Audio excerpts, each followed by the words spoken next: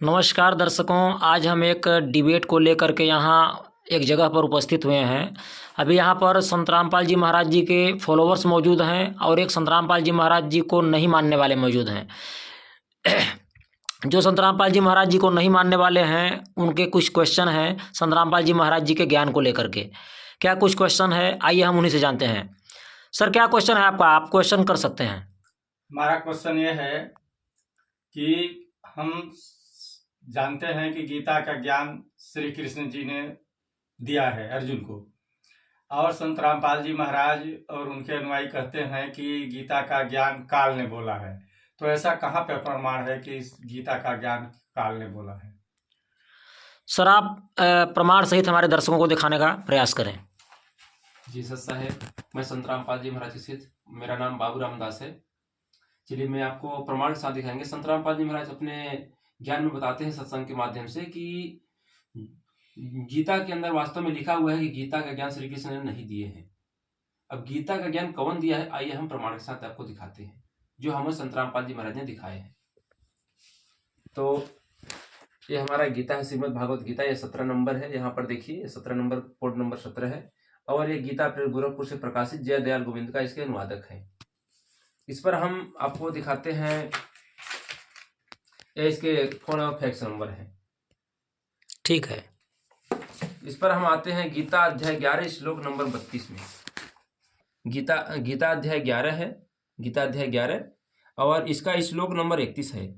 इसका ये संस्कृत है, इसका हम यहाँ पर हिंदी है।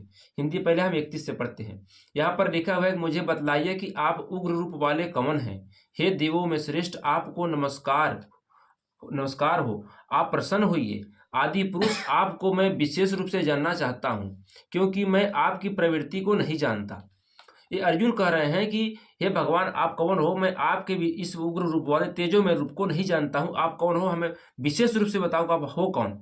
तो यहाँ पर भगवान कहते हैं कि लोगों का नाश करने वाला बढ़ा हुआ महाकाल हूँ। इस समय इन लोगों को नष्ट करने के लिए प्रवृत्त हुआ हूँ। इसलिए जो प्रतिपक्षी सेनाओं में स्थित योद्धा लोग हैं, वे सब तेरे बिना भी नहीं रहेंगे, अर्थात तेरे युद्ध न करने पर भी इन सब का नाश हो जाएगा। तो यहाँ पर उन्होंने गीता का ज्ञान देने वाले भगवान वो अपने को बता रहे हैं, मैं महाकाल हूँ। जबकि यहाँ पर देखिए श्री कृष्ण नहीं बताए, ये श्री कृष्ण नहीं है, वो महाकाल हैं।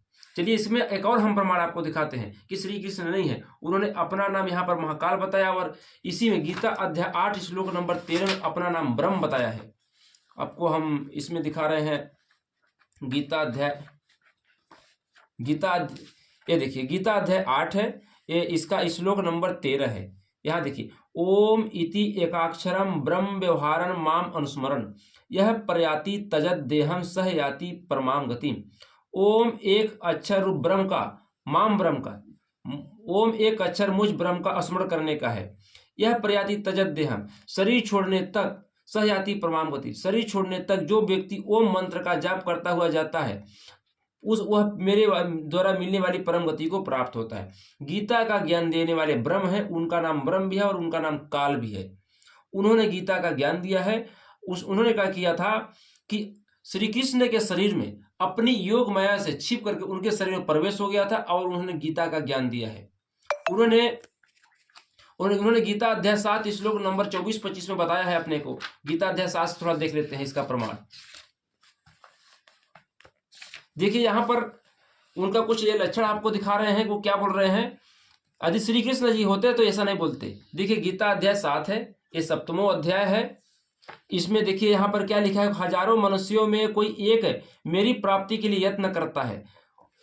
उन यत्न करने वाले योगियों में भी कोई एक मेरे परायण होकर मुझको तत्व से अर्थात यथार्थ रूप से जानता है। यहाँ पर बताइए, कोई व्यक्ति बोल रहे हैं कि हजारों व्यक्तियों में कोई एकाध व्यक्ति मेरी भक्ति करने के लिए कोशिश करता है, जबकि कृष्ण भगवान को तो वहां पर करोड़ों लोग जानते थे। तो कृष्ण भगवान ऐसा क्यों कहते कि मेरे एकाध व्यक्ति कोई भक्ति करने के लिए कोशिश करता है? इसके बाद और आगे आपको दिखा रहे हैं प्रमाण। यहाँ पर देखिए, ये 7वें अध्याय का 13वां श्लोक है।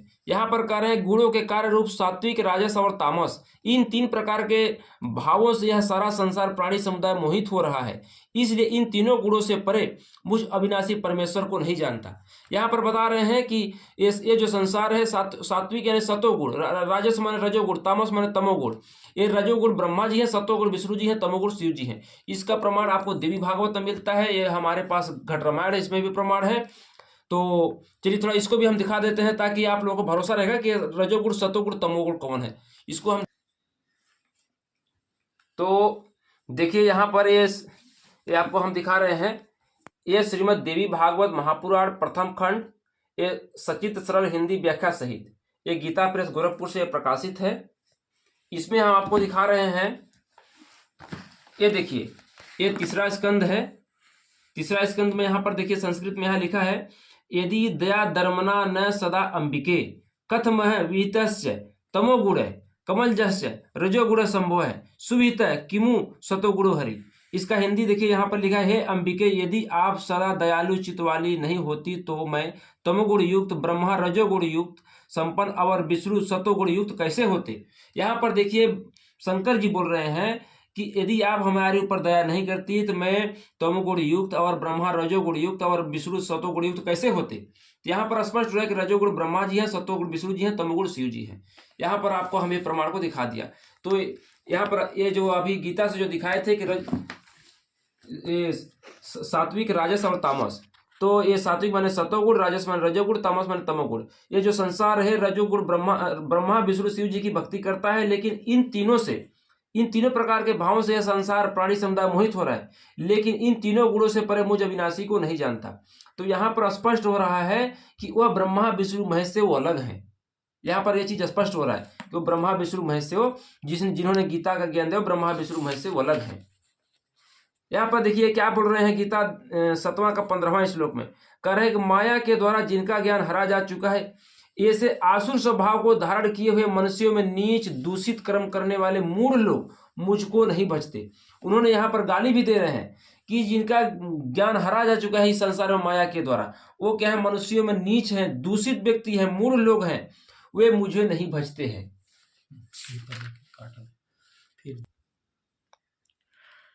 तो सर आप ये बताइए, संतरामपाल जी महाराज जी के जो फॉलोवर्स हैं, जो अनुयायी हैं, उन्होंने आपको गीता से अभी प्रमाणित करके दिखाया, उस प्रमाण से आप कितना संतुष्ट हैं, आप ये बताइए। प्रमाण तो भाई देखा गया, वास्तव में ऐसा लिखा है तो संतुष्ट हैं। अब कोशिश करेंगे कि घर में पुस्तकें हम भी मंगा करके देखेंगे, मिलाएंगे। अभी तो भाई देखने में है कि मिला है सारा प्रमाण। एक प्रश्न हमारा और है इनके साथ कि संत रामपाल जी महाराज हमारे परंपरागत पूजा और देवताओं की भक्ति छुड़वाते हैं, तो ऐसा कहाँ लिखा है? सर क्या कहना चाहेंगे आप इसके बारे में? संत रामपाल जी महाराज किसी भी देवी देवता की भक्ति नहीं छुड़वाते हैं। संत रामपाल जी महाराज कहते हैं कि जो उनका जो वास्तविक मंत्र है, हम जब उनकी वास्तविक मंत्र की जब साधना करेंगे तो वो देवता हमारे को खुश रहेंगे। और हम संत रामपाल जी महाराज सभी देवी देवताओं की साधना बताते हैं जो उनका वास्तविक मंत्र है, जैसे ब्रह्मा विष्णु शिव दुर्गा गणेश ब्रह्म पर ब्रह्म और सनातन ब्रह्म, सभी की साधना बताते हैं। चलिए हम इसको भी प्रमाण से आपको दिखा दे रहे हैं। हाँ दिखाइए। वीडियो यस बोला। हाँ सर दिखाइए आप प्रमाण। ये देखिए श्रीमद् देवी भागवत महापुराण द्वितीय खंड, ये सरल सचित हिंदी व्याख्या सहित ये गीता प्रेस गोरखपुर से प्रकाशित है। और ये यहाँ से इसका टोटल देखिए वेबसाइट नंबर है, मोबाइल नंबर, टोटल यहाँ पर ये जानकारी दिया गया है। ठीक है सर। इसमें हम आपको प्रमाण दिखाते हैं। ये सप्तमा स्कंद है, ये अध्याय 35 है, पेज नंबर इसका 190 है। यहाँ पर देखिए कमल चक्र दिए गए हैं। यहाँ पर मूलाधार, स्वाधीनाष्ट, मणिपूरक, अनाहत पद, अनाहत, विशुद्धा चक्र, अज्ञात चक्र, उसके ऊपर कैलाश नामक चक्र, रोहिणी नामक चक्र, सहस्त्रार्थ नामक चक्र। शरीर के अंदर एक कमल चक्र पाए जाते हैं, इनमें सभी देवताओं का निवास होता है। तो संत रामपाल जी महाराज ने सभी देवताओं का नियम से उनका वास्तविक मंत्र को देते हैं। जो देवता जहाँ पर निवास करता है उन सभी का वास्तविक मंत्र को देते हैं। यहाँ से भी आपको प्रमाण हम दिखा रहे हैं। ये हमारे गरुड़ पुराण है, एक गीता गोरखपुर से प्रकाशित है, इसमें भी आपको प्रमाण हम दिखा दे रहे हैं। यहाँ पर देखिए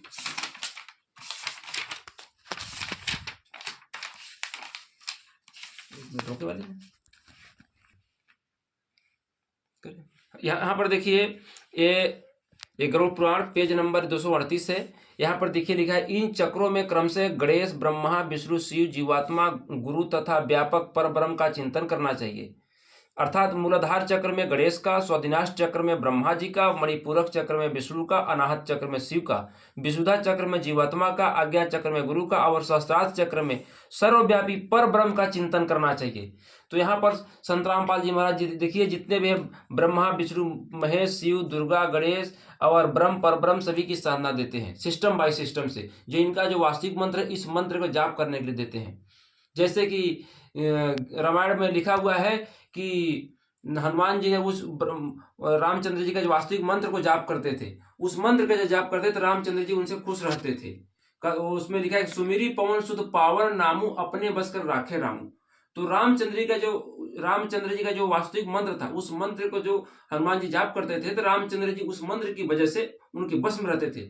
उसी प्रकार से संत रामपाल जी महाराज, ये जो हमारे शरीर के अंदर जो कमल चक्र पाए जाते हैं, ब्रह्मा, विष्णु, महेश, दुर्गा, गणेश, ब्रह्म, परब्रह्म, सभी के वास्तविक मंत्र को देते हैं। जब इन मंत्र को हम जाप करेंगे तो ये सभी देवता हमारे बस में रहेंगे, हमारे पक्ष में रहेंगे, जिससे हमारा मोक्ष होगा। सर, ये जो क्वेश्चन आपने किया था, इनका प्रमाण इन्होंने मतलब हमारे ग्रंथों से दिया है। क्या कहना चाहेंगे सर? प्रमाण तो मिला, प्रमाण देख करके संतुष्ट हैं। और एक प्रश्न हमारा और है कि ब्रह्मा, विष्णु, महेश ये परमात्मा हैं, जबकि संत रामपाल जी कहते हैं कि इनसे वह पूर्ण परमात्मा कोई और है। तो इनसे बड़ा भगवान कौन है, कहाँ लिखा है? सर, क्या कहना चाहेंगे इस पर, आप हमारे दर्शकों को बताइए। देखिए, संत रामपाल जी महाराज जो भी बताते हैं, बिना प्रमाण का कुछ भी नहीं बताते। संत रामपाल जी महाराज का पूरे ज्ञान प्रमाण के साथ है। संत रामपाल जी महाराज कहते हैं कि पूर्ण परमात्मा कोई और है। ब्रह्मा, विष्णु, महेश वो अपने लेवल के परमात्मा है, वो कंप्लीट परमात्मा नहीं है। इसका प्रमाण आपको हम रामचरितमानस से लेकर गीता तक आपको दिखा रहे हैं। देखिए,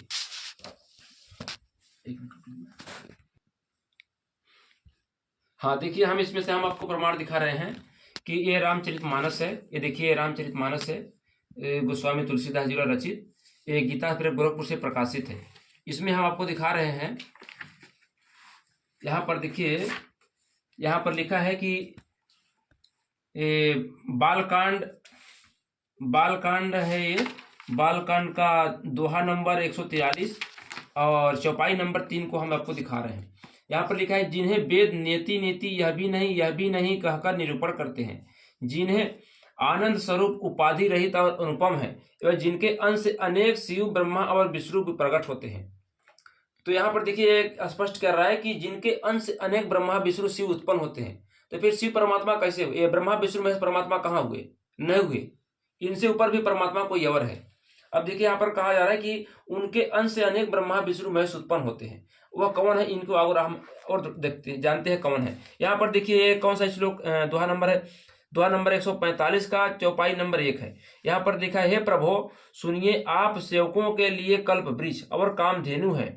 आपकी चरण रज की ब्रह्मा, विष्णु और शिव जी भी वंदना करते हैं। आप सेवा करने में सुलभ हैं तथा सब सुखों के देने वाले हैं। आप शरणागत के रक्षक और जड़ चेतन के स्वामी हैं। यहाँ पर देखिए, बताया जा रहा है कि आपके चरण रज की ब्रह्मा, विष्णु, शिव जी वंदना करते हैं। तो वह तो ब्रह्मा, विष्णु, शिव से भी ऊपर की शक्ति की बात हो रही है कि ब्रह्मा, विष्णु, शिव जी भी उस किसकी साधना करते हैं, उनके चरणों की। अब देखिए, वो भगवान कौन है जिनकी ब्रह्मा, विष्णु, महेश भी सेवा करते हैं। तो उनको यहाँ पर देखिए, ये कौन है? दोहा नंबर 149 है, इसका चौपाई नंबर 3 है। यहाँ पर लिखा है, परंतु हे प्रभो बहुत ठिठाई हो रही है। यद्यपि हे भक्तों का हित करने वाले, वह ठिठाई भी आपको बहुत अच्छी लगती है। आप ब्रह्मादिक के भी पिता, ब्रह्मादिक का मतलब होता है ब्रह्मा, विष्णु, शिव जी, ब्रह्मा, विष्णु, शिव जी के भी पिता, उत्पन्न करने वाले, जगत के स्वामी और सबके हृदय के भीतर की जानने वाले ब्रह्म हैं। तो यहाँ पर स्पष्ट हो गया कि ये ब्रह्मा विष्णु महेश से भी ऊपर कोई शक्ति है, वो ब्रह्म है। अब देखिए यह ब्रह्म गीता के अंदर क्या बोलते हैं, हम आइए इस गीता के अंदर। यहाँ पर देखिए अब हम आपको दिखाएंगे कि गीता के अंदर ब्रह्म क्या कह रहे हैं। ये श्रीमद् भागवत गीता है और इसमें हम देखते हैं, देखिए ये ब्रह्म के बारे में। ये जो श्लोक है, ओम इति एकाक्षरम ब्रह्म व्यवहारम माम अनुस्मरण यह प्रयाति तजद देहम सह याति प्रमाम गतिम। ये 8 का 13वां श्लोक है।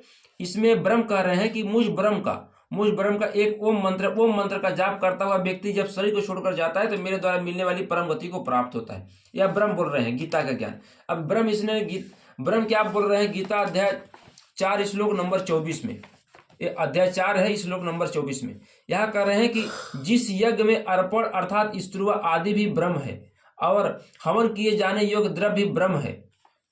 यह कह रहे हैं कि जो भी अर्पण क्रिया करते हैं हवन के द्वारा उसमें ब्रह्म भगवान स्वीकार करते हैं। अब ब्रह्म रूप कर्ता के द्वारा ब्रह्म रूप अग्नि में आहुति देना रूप क्रिया भी ब्रह्म है। ब्रह्म रूप यानी कि ब्रह्म को जो भी साधक उनको हवन क्रिया करता है उससे जो भी फल मिलता है उस ब्रह्म के द्वारा मिलता है। ब्रह्म क्रम में स्थित रहने वाले योगी द्वारा प्राप्त किए जाने योग्य फल भी ब्रह्म ही है। जो भी उसे फल प्राप्त होता है उस हवन के द्वारा वो ब्रह्म भगवान देते हैं। इसके बाद देखिए ये 25वां श्लोक में क्या कहते हैं कि दूसरे योगी जन देवताओं के पूजने वाले यज्ञ का ही भली भांति अनुष्ठान किया करते हैं और अन्य योगी जन पर ब्रह्म परमात्मा रूप अग्नि में अभेद दर्शन रूप यज्ञ के द्वारा ही आत्म रूप यज्ञ का हवन किया करते हैं। अब जो अन्य योगी जन होते हैं वो अन्य योगी क्या करते हैं कि वो अभेद दर्शन करते हैं आत्मा के द्वारा। वो किसको दर्शन करते हैं, पर ब्रह्म परमात्मा को। ब्रह्म से ऊपर जो परमात्मा है वो पर ब्रह्म है, उसकी दर्शन करते हैं।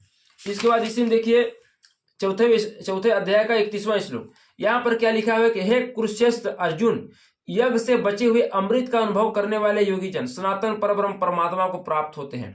यह बोला जा रहा है कि जैसे कहीं पर भंडारे होते हैं, कहीं पर कोई पार्टियां होती हैं, तो वहां पर क्या होता है कि जो भंडारे होते हैं पहले परमात्मा को भोग लगाया जाता है। जब परमात्मा को भोग लगाकर जो भोजन किया जाता है तो उसमें जो सनातन परमात्मा है वो वास करता है। वहां पर जो ब्रह्म से ऊपर पर ब्रह्म है, पर ब्रह्म से ऊपर सनातन ब्रह्म है, तो जो सनातन परमात्मा वो उस भोग को वास करता है उसमें। तो यहाँ पर स्पष्ट हो गया कि वो 3 प्रभु हैं, ब्रह्मा विष्णु महेश से ऊपर 3 प्रभु हैं। एक ब्रह्म है, ब्रह्म से ऊपर पर ब्रह्म है, पर ब्रह्म से ऊपर सनातन ब्रह्म है। अब जो गीता का ज्ञान देने हैं भगवान जो दिए हैं वो गीता अध्याय 15 श्लोक नंबर 4 में बताते हैं, मैं उस आदि नारायण के शरण में हूं। आइए देखिए वो आदि नारायण कौन है। 15 का देखिए, हाँ चलो करिए। गीता का ज्ञान देने वाले भगवान क्या बोल रहे हैं, कर रहे हैं कि उसके पश्चात देखिए 15वां अध्याय का हम 4था श्लोक पढ़ रहे हैं। यहाँ पर बताया है कि उसके पश्चात उस परम पद रूप परमेश्वर को भली भांति खोजना चाहिए जिसमें गए हुए पुरुष फिर लौटकर संसार में नहीं आते, और जिस परमेश्वर से इस पुरातन संसार वृक्ष की प्रवृत्ति विस्तार को हुई है उस आदि नारायण के पुरुष के मैं भी शरण में हूं। तो वो बोल रहे हैं कि उस परमात्मा के शरण में जब जो भी प्राणी चला जाता है तो वो लौटकर इस संसार में वापस नहीं आता है, मैं भी उस आदि नारायण के शरण में हूं। उन्होंने यहाँ पर बता दिया कि अभी उस आदि नारायण के शरण में चले जाओ। तो उस आदि नारायण के शरण में जाने के लिए गीता का ज्ञान देने वाले भगवान ब्रह्म ने बोले हैं कि आप तत्वदर्शी संत की शरण में जाओ। वह तत्वदर्शी संत उस परमात्म तत्व का ज्ञान बताएगा। इसको हम आपको गीता अध्याय 4 श्लोक नंबर 34 में आपको इसको दिखा रहे हैं। ये गीता अध्याय 4 श्लोक नंबर 34, ये 33वां श्लोक है। गीता अध्याय 4 का श्लोक नंबर 33 से हम पढ़ते हैं। यहाँ पर देखिए लिखा है, हे परपंत अर्जुन, द्रव्यमय यज्ञ की अपेक्षा ज्ञान यज्ञ अत्यंत श्रेष्ठ है तथा यावन मात्र संपूर्ण कर्म ज्ञान में समाप्त हो जाते हैं। यहाँ पर बोल रहे हैं कि जो द्रव्य के द्वारा हवन होता है, जैसे कोई कथा भागवत कीर्तन होते हैं, वहां पर जौ होता है, तिल होता है, चावल होता है, उस सब घी होता है, सभी को मिक्स मिला करके जो हवन क्रिया होती है, उस हवन से जो भी फल मिलता है उस फल से श्रेष्ठ जो ज्ञान के द्वारा जो फल मिलता है वो ज्यादा श्रेष्ठ है। उस ज्ञान को बोला जा रहा है 34वां श्लोक में, उस ज्ञान को तू तत्वदर्शी ज्ञानियों के पास जाकर समझ, उनको भली भांति दंडोत प्रणाम करने से, उनकी सेवा करने से और कपट छोड़कर सरलता पूर्वक प्रसन्न करने से वे परमात्म तत्व को भली भांति जानने वाले ज्ञानी महात्मा तुझे उस तत्व ज्ञान का उपदेश करेंगे। वह कह रहे हैं कि तुम तत्वदर्शी संतों की शरण में जाओ, वह तत्वदर्शी संत तुझे उस परमात्म तत्व का ज्ञान बताएंगे। उस परमात्मा की कृपा से तुम। तो सर ये जो आपका प्रश्न था, इनका उत्तर इन्होंने अभी हमारे श्री रामचरितमानस जी जो है और श्रीमद् भागवत गीता है इससे आपको दिया है। आप मतलब कितना संतुष्ट हैं बताइए हमारे दर्शकों को। भाई इन्होंने तो पूरे पुस्तकों को खोल खोल के एक एक पेज को दिखाया, इससे मुझे संतुष्टि हुई है। और हमारे जो पुराने धर्मगुरु हैं उनका ज्ञान हमें इस ज्ञान के सामने फीका लग रहा है। और मैं अपने पुराने वाले गुरुओं से इस ज्ञान को रखूंगा, समझूंगा। यदि एक बात सत्य है तो उनके पुस्तकों में भी यही ज्ञान होगा। तो अगर यह ज्ञान है तो सत्य है, और मैं भी मतलब संत रामपाल जी से जुड़ने का प्रयास करूंगा। तो दर्शकों, जैसा कि अभी आपने दो मतलब लोगों के विचार अभी आपने सुने हैं वीडियो के माध्यम से जो आपको दिखाया गया, आप इसके बारे में कमेंट करके हमें बताना कि आपको ये वीडियो कैसी लगी। आज के लिए इतना ही, फिर मिलते हैं अगली वीडियो में। धन्यवाद।